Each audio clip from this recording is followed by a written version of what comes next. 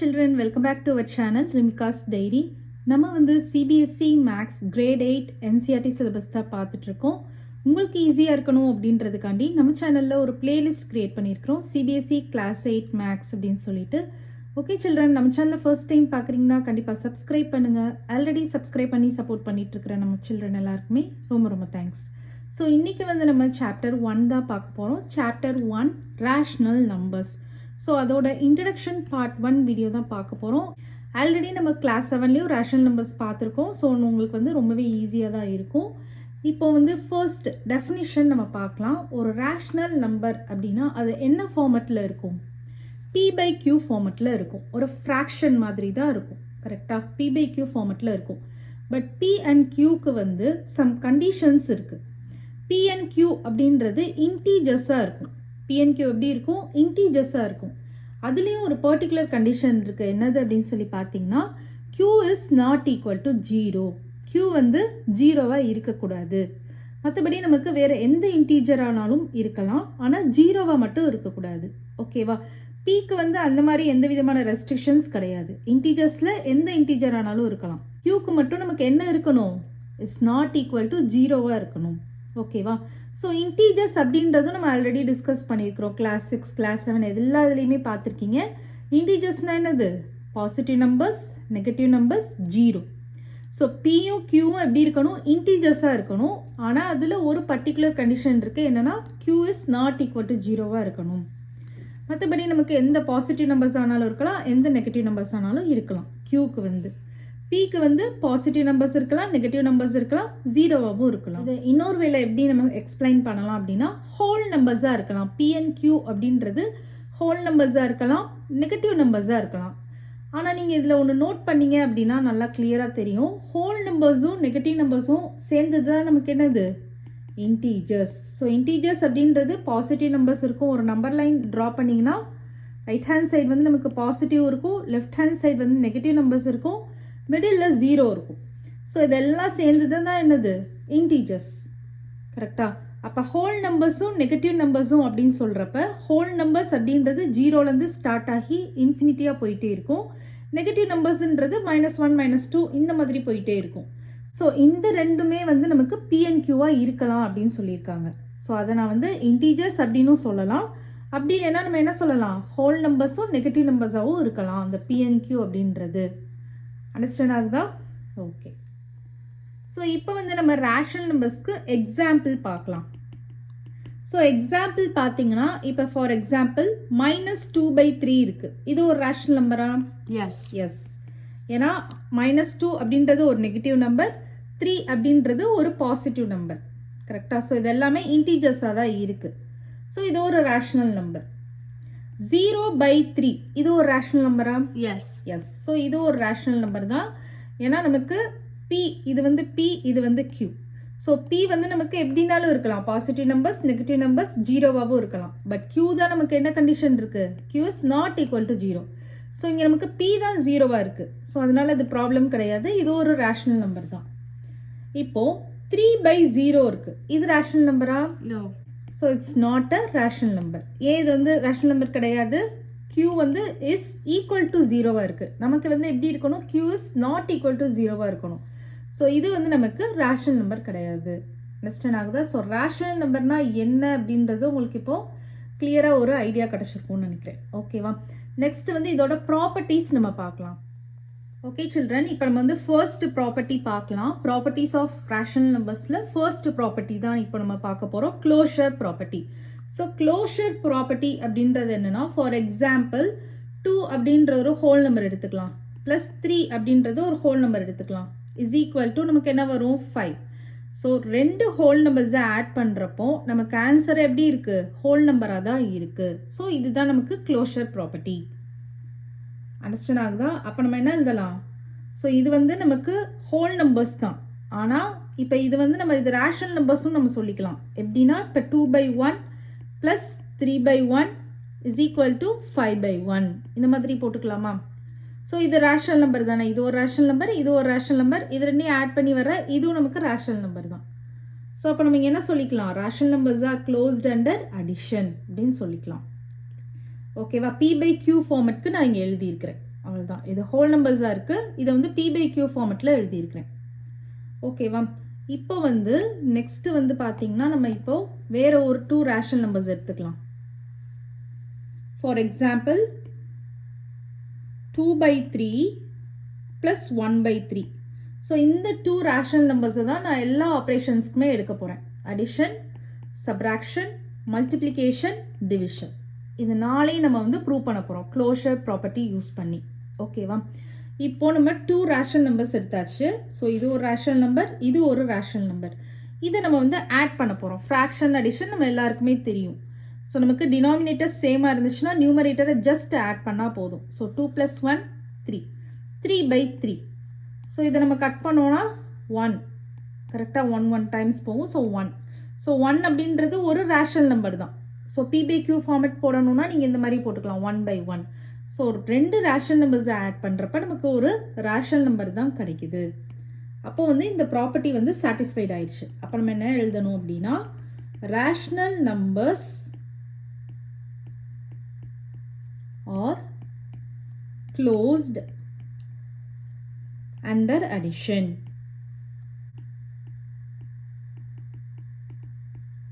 Understand ஆகுதா?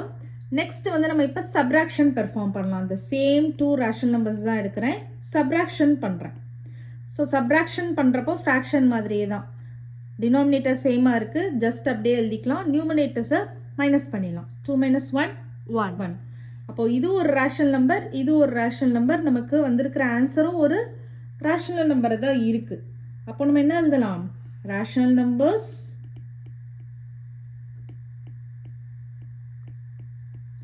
or closed under subtraction. Understand ஆகுதா உங்களுக்கு? நெக்ஸ்ட் ஆப்ரேஷன் வந்து நான் மல்டிப்ளிகேஷன் பெர்ஃபார்ம் பண்ண போகிறேன். So the same 2 rational numbers எடுத்து நம்ம வந்து மல்டிப்ளை பண்ணி பார்க்கலாம். ஸோ மல்டிப்ளிகேஷனில் நம்ம என்ன பண்ணுவோம்? நியூமரேட்டர் மல்டிப்ளிகேஷன் பண்ணுவோம், டினாமினேட்டர் நம்ம மல்டிப்ளிகேஷன் பண்ணுவோம்.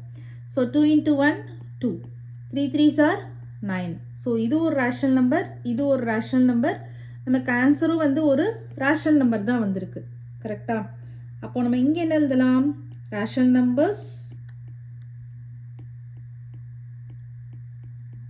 or closed under multiplication.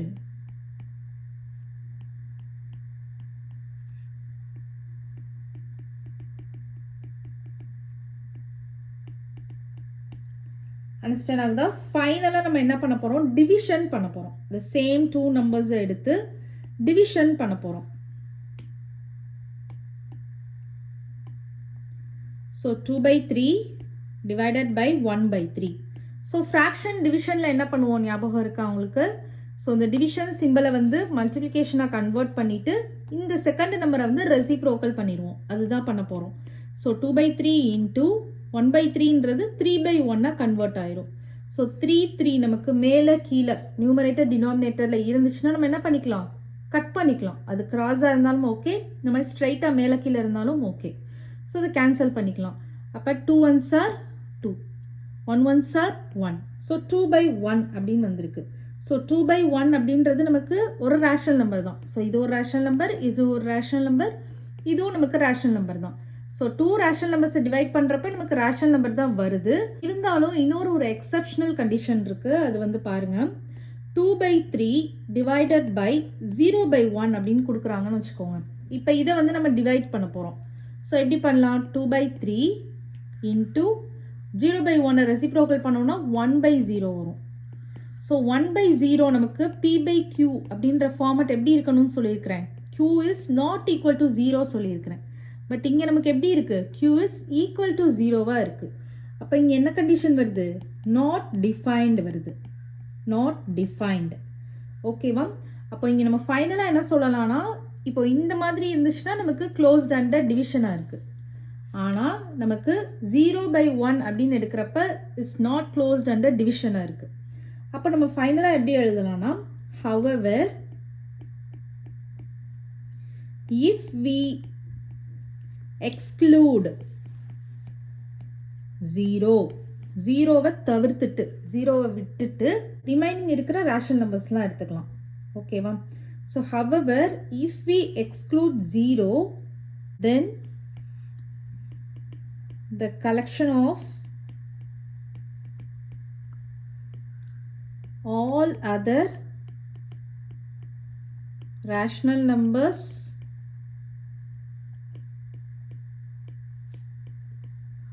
is closed under division. So understand ஆகுதா இந்த இது? However, if we exclude 0வை விட்டுட்டு then the collection of all other rational numbers, மித்த எல்லா rational numbersமே நம்ம என்ன சொல்லலாம்? is closed under division அப்படின்னு சொல்லலாம். ஸோ அதுக்கு எக்ஸாம்பிள் தான் உங்களுக்கு காமிச்சிருக்கேன். இங்கே வந்து ஜஸ்ட் 2 ரேஷனல் நம்பர்ஸ் எடுத்திருக்கோம். q is not equal to 0 அப்படின்னு இருக்கிற மாதிரி எடுத்திருக்கோம். எடுக்கிறப்போ நமக்கு ரேஷனல் நம்பர் டிவைட் பண்ணுறப்ப நமக்கு ரேஷனல் நம்பர் தான் கிடைக்குது.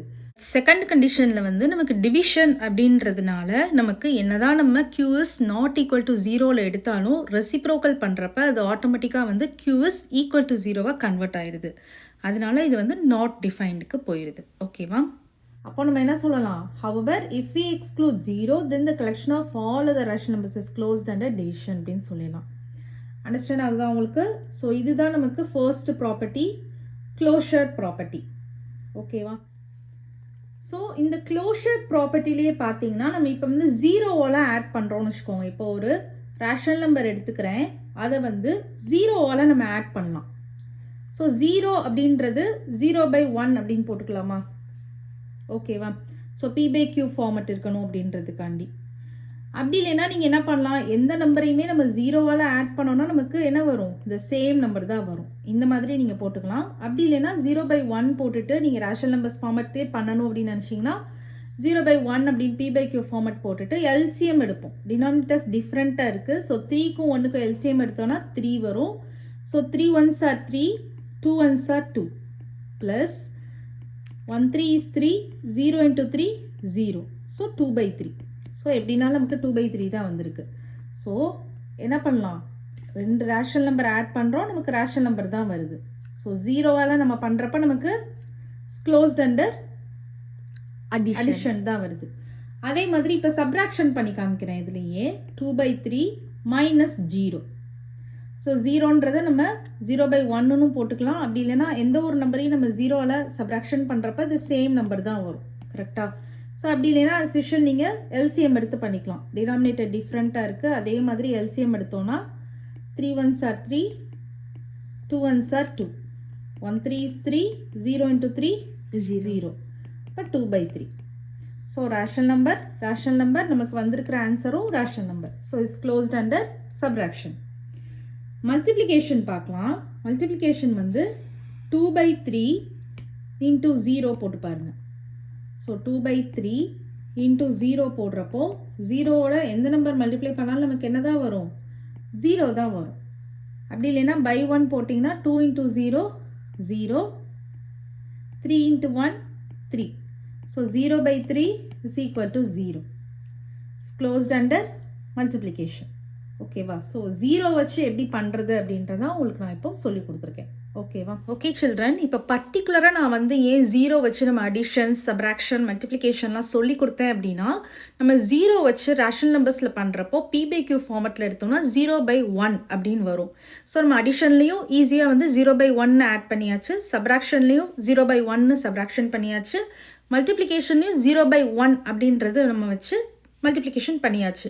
ஆனால் டிவிஷனில் மட்டும் நம்ம 0/1 அப்படின்னு சொல்லிட்டு நம்ம p/q ஃபார்மெட்டில் வச்சு டிவைட் பண்ணுறப்போ நம்ம என்ன பண்ணுவோம், மல்டிப்ளிகேஷனை கன்வெர்ட் பண்ணுறப்போ ரெசிப்ரோக்கலாக மாற்றுறப்போ அது என்ன ஆயிரும், 0/1 அப்படின்றது 1/0 ஆச்சு. நம்ம ப்ரீவியஸாக கூட பார்த்தோம் இல்லையா? அதனால தான் இந்த ப்ராப்பர்ட்டி கூட சாட்டிஸ்ஃபைட் ஆகலை.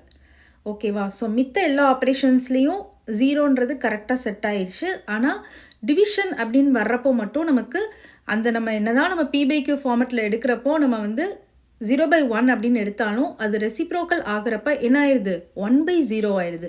ஸோ 1/0 ஆகிறதுனால அது என்ன ஆயிடுச்சு, சாட்டிஸ்ஃபைட் ஆகலை. ப்ராப்பர்ட்டி வந்து சாட்டிஸ்ஃபைட் ஆகலை. ஏன்னா வந்து q is not equal to 0வாக இருக்கணும். ஆனால் இங்கே ரெசிப்ரோக்கல் பண்ணதுக்கப்புறமா q is equal to 0 ஆயிடுச்சு. ஸோ இந்த கான்செப்ட் வந்து உங்களுக்கு அண்டர்ஸ்டாண்ட் ஆகணும் அப்படின்றதுக்காண்டி தான் நான் வந்து அந்த 0 வச்சு ரிமைனிங் ஆப்ரேஷன்ஸ் எல்லாமே உங்களுக்கு பெர்ஃபார்ம் பண்ணி காமிச்சேன். ஸோ ஜீரோன்றது நமக்கு 0/1 அப்படின்னு மாற்றுறப்போ மித்த எல்லா ஆப்ரேஷன்ஸ்லையும் கரெக்டாக வந்துருச்சு எக்ஸப்ட் டிவிஷன். ஓகேவா? அதனால தான் டிவிஷனில் வந்து க்ளோஷர் ப்ராப்பர்ட்டி வந்து சாட்டிஸ்ஃபைட் ஆகலை. அண்டர்ஸ்டாண்ட் ஆகுதா? அதுவும் எக்ஸப்ட் ஜீரோக்கு மட்டும்தான் மித்த எல்லாத்துக்கும் ஆகுது. ஓகேவா? நெக்ஸ்ட் ப்ராப்பர்ட்டி வந்து பார்த்தீங்கன்னா commutative property. So commutative property already நம்ம பார்த்துருக்கோம். So a + b = b + a, இதுதான் கம்யூட்டேட்டிவ் ப்ராப்பர்ட்டி. ஓகேவா? ஸோ ஏயும் பியும் ஆட் பண்ணோம் அப்படின்னா ஒரு ஆன்சர் வரும். அதையே ரிவர்ஸ் பண்ணி ஆட் பண்ணோம் அப்படின்னா ஒரு ஆன்சர் வரும். ரெண்டு ஆன்சர் ஈக்குவலாக இருக்கிறது தான் கம்யூட்டேட்டிவ் ப்ராப்பர்ட்டி. அது ஈக்குவலாக இல்லை அப்படின்னா கம்யூட்டேட்டிவ் ப்ராப்பர்ட்டி சாட்டிஸ்ஃபைட் ஆகாது. ஓகேவா? இப்போ அதுதான் பண்ண போகிறோம். ஸோ ஏ அப்படின்றதுக்கு ஒரு ரேஷனல் நம்பர் எடுத்துக்க போகிறேன் 3/5 ப்ளஸ் பி அப்படின்றதுக்கு 4/5 அப்படின்னு எடுத்துக்க போகிறேன். ஓகேவா? இந்த இடத்துல நீங்கள் வந்து ஒரு டவுட் கேட்கலாம், 3/5 ப்ளஸ் 3/5 எடுத்துக்கலாமா அப்படின்னு கேட்கலாம். அப்படி எடுக்கக்கூடாது, சேம் இதில் எடுக்கக்கூடாது. ஓகேவா? ஏ ப்ளஸ் பி அப்படின்னா என்ன அர்த்தம்? ஏன்றது ஒரு டிஃப்ரெண்ட் நம்பர், பீன்றது ஒரு டிஃப்ரெண்ட் நம்பர், சேம் இதை எடுத்து ஆட் பண்ணக்கூடாது. ஆடோ சப்போ மல்டிப்ளிகேஷன் டிவிஷன் எந்த இதுலேயுமே நம்ம வந்து சேம் நம்பர்ஸை எடுக்கக்கூடாது. ஓகேவா? அவங்க கண்டிஷனே என்ன கொடுத்துருக்காங்க? ஏ plus B, B plus A தான் கொடுத்துருக்காங்க. ஸோ இப்போ நம்ம வந்து பார்க்கலாம், இதை ஆட் பண்ணுங்க. டினாமினேட்டர்ஸ் வந்து சேமாக இருக்குது, அப்படியே போட்டுக்கலாம். நியூமரேட்டரை ஜஸ்ட் ஆட் பண்ணால் போதும். 3 + 4 7. ஸோ 7/5. இதே நான் வந்து ரிவர்ஸ் பண்ண போகிறேன். ஃபஸ்ட்டு a + b ஃபார்மேட்டில் ஆட் பண்ணியிருக்கிறேன். நெக்ஸ்ட் வந்து b + a ஃபார்மேட்டில் ஆட் பண்ண போகிறேன். அந்த மாதிரி ஆட் பண்ணாலும் நமக்கு டினாமினேட்டர்ஸ் சேமாக இருக்குது. நியூமரேட்டர்ஸ் ஆட் பண்ணோன்னா 4 + 3 என்ன வரும்? 7. ஸோ நமக்கு a + bயும் b + aவும் எப்படி வந்துருச்சு? ஈக்குவலாக வந்துருச்சு. 7/5 7/5. அப்போது 3/5 + 4/5 = 4/5 + 3/5. அப்போ ஃபைனலாக இதுக்கு என்ன எழுதலாம்? therefore addition is commutative for rational numbers.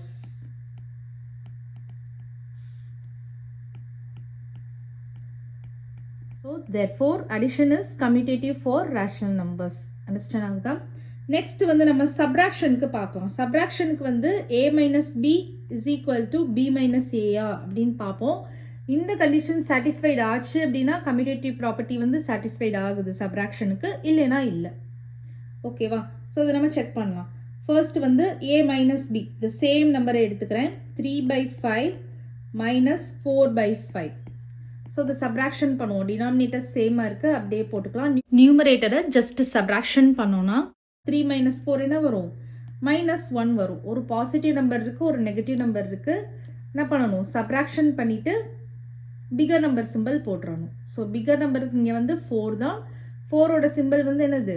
Minus. அதனால நம்ம -1 போட்டாச்சு. அண்டர்ஸ்டாண்ட் ஆகுதா? இப்போ வந்து நான் b - a பண்ண போகிறேன். ஸோ 4/5 - 3/5 = டினாமினேட்டர் சேமாக இருக்குது, அப்படியே போட்டுக்கலாம். 4 - 3 வந்து என்னது? 1. அப்போ நமக்கு -1/5 இஸ் நாட் ஈக்குவல் டு 1/5. கரெக்டா? அப்போது 3/5 - 4/5 இஸ் நாட் ஈக்குவல் டு 4/5 - 3/5. அப்போது இந்த கண்டிஷன் வந்து கரெக்ட் கிடையாது. It's not equal. a - b is not equal to b - a. Understand ஆகுதா? அப்போது therefore subtraction is not commutative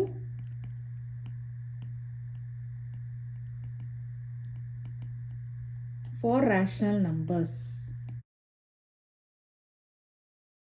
understand ஆகுதா?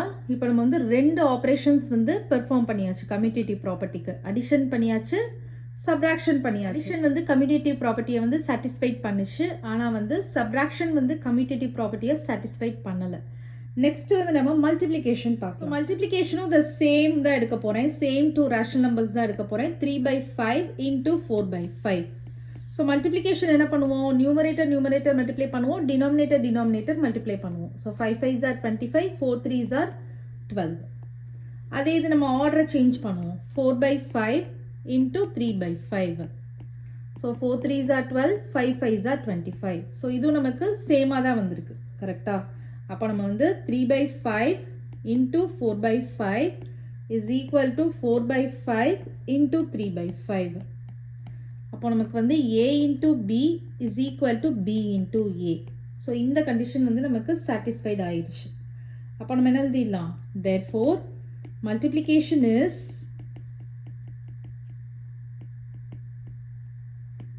commutative for rational numbers.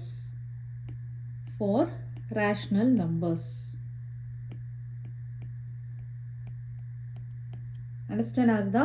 So மல்டிப்ளிகேஷனுக்கும் நமக்கு வந்து கம்யூட்டேட்டிவ் ப்ராப்பர்ட்டி வந்து சாட்டிஸ்ஃபைட் ஆயிடுச்சு. நெக்ஸ்ட் வந்து நம்ம டிவிஷனுக்கு பார்க்கலாம். டிவிஷனுக்கும் the same 2 numbers எடுத்து டிவைட் பண்ணலாம். So 3 by 5 divided by 4 by 5. So fraction டிவிஷனில் நம்ம என்ன பண்ணுவோம்? 3 by 5 டிவிஷனை வந்து மல்டிப்ளிகேஷனை கன்வெர்ட் பண்ணி செகண்ட் நம்பர் வந்து ரெசிப்ரோக்கல் பண்ணுவோம். So 5 3s are 15. Numerator multiply பண்ணிடலாம். டினாமினேட்டர் மல்டிப்ளை பண்ணிடலாம். 5 4s are 20. இதை கேன்சல் பண்ணோன்னா 5 டேபிள்ஸில் 3 5s are 15, 4 5s are 20. So 3 by 4 வருது. ஓகேவா? நெக்ஸ்ட் வந்து இதை ரிவர்ஸ் பண்ணி டிவைட் பண்ணலாம். So 4 by 5 divided by 3 by 5 is equal to, இது நம்ம என்ன பண்ணணும்?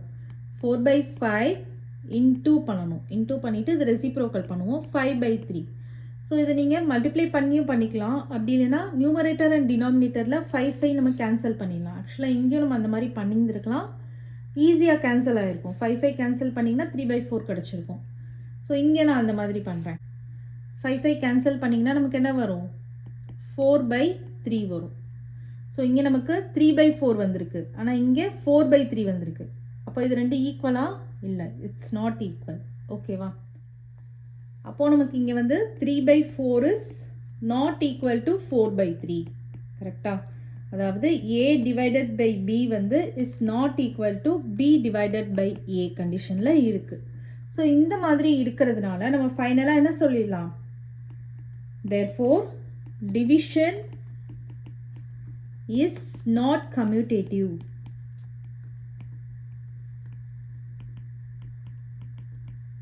For rational numbers.